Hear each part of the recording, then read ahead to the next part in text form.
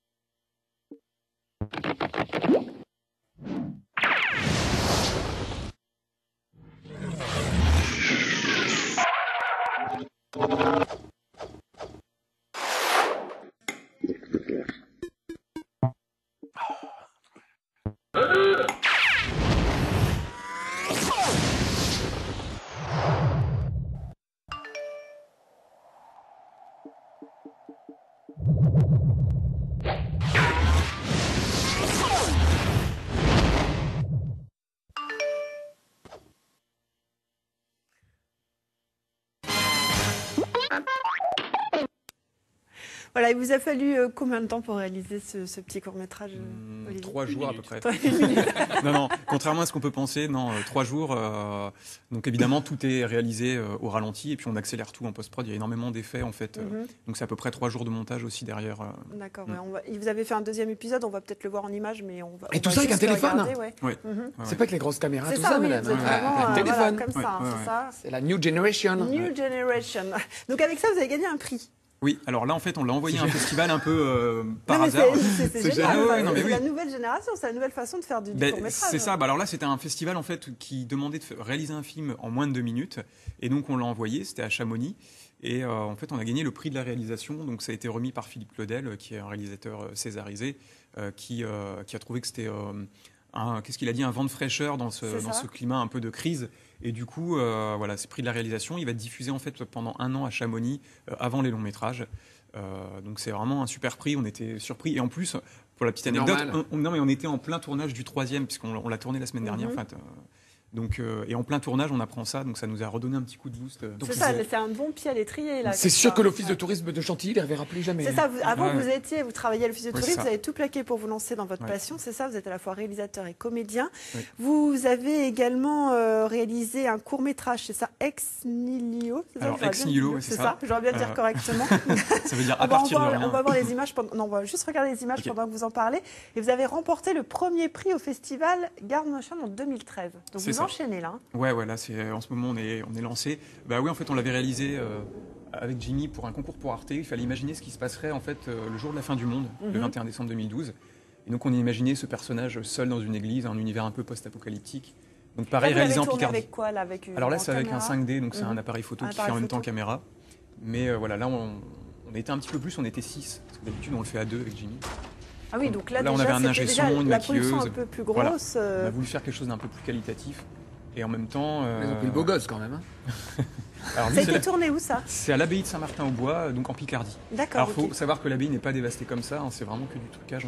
À chaque fois on avait 3-4 bouts de planches et de pierre et on les mettait à chaque plan, on les bougeait en fait pour donner l'impression que c'était dévasté. Donc là c'est un travelling skateboard, c'est Jimmy qui me poussait sur un skateboard. Pour tout est fait fabrication maison, c'est ça. On n'a pas de travelling, donc on fait ce qu'on a. Là c'était Jimmy par terre que vous avez vu. D'accord.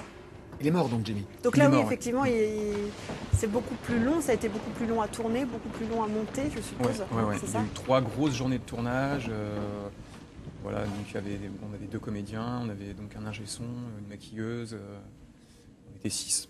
Alors ça c'est le côté réalisation, vous enchaînez comme ça les prix et les tournages, mais vous êtes aussi comédien, vous faites un petit peu de figuration et vous avez certains rôles aussi, vous avez joué dans la série Merlin qui était tournée à Pierrefonds, c'est ça? En fait tout a commencé en 2009 avec Merlin, j'étais en CDI à l'office de tourisme, j'avais rempli ma candidature parce que ça me bottait d'y aller, et puis effectivement quand je me suis rendu sur les plateaux, je me suis souvenu que c'était vraiment ça que je voulais faire, puisque depuis tout petit j'ai réalisé en fait des courts-métrages avec le caméscope de mes parents. Alors justement, non. Je me marie. Heureusement d'ailleurs, parce que sinon là ça aurait tout cassé. Non, mais du coup voilà, je me suis dit, je veux faire ça, quoi. Je veux faire du cinéma. Le futur Steven Spielberg et Picard. Il est là, messieurs dames. Picardie matin, là. On en parlera dans 10 ans, on verra. Même pas dans 10 ans, on te laisse 5 ans. Donc la figuration et les rôles comme ça, les petits rôles au cinéma, vous continuez en je parallèle continue à en faire. Honnêtement, c'est ce qui me fait vivre au jour d'aujourd'hui. Il écrit aussi, hein. C'est lui qui écrit les scénarios, qui réalise. Aujourd'hui, il faut savoir un peu toucher à tout, c'est ça? Je crois que oui, il faut surtout quand on est, parce que moi je suis intermittent du spectacle du coup maintenant, et oui, je pense qu'il faut avoir plusieurs cordes à son arc parce que sinon on évite.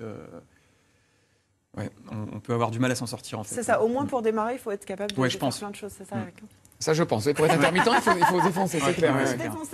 Des projets, c'est ça, pour l'avenir. On est en plein tournage, là, qu'est-ce qui se passe? Moi, j'ai réalisé un court-métrage en solo qui s'appelle White Swan. Donc, il a eu 20 sélections en festival, donc 11 à l'international et 9 en France. C'est normal, non, mais c'est un truc. Moi, je réalise plus à force. Mais 11 en France, 9 à l'étranger, non, c'est l'inverse. 11 à l'étranger, 9 en France. Et puis un prix aussi, prix de la meilleure réalisation. Donc, depuis mars, mais j'ai passé 1 an et demi dessus, donc j'ai vraiment.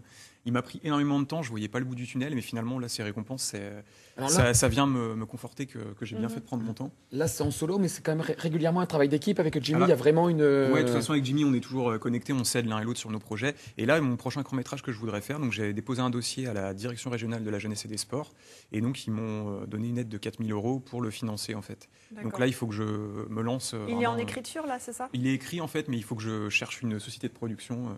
D'ailleurs, si quelqu'un nous entend aujourd'hui, on va parler au monsieur des foie gras. Le prochain court-métrage s'appellera donc Garçon, c'est ça? C'est ça, ouais. Bon. Donc, il y aura des réalisation en 2014. Ouais, on suivra ça. Merci beaucoup, Olivier, d'être venu. Bonne continuation. On suivra un petit peu votre parcours, bien évidemment.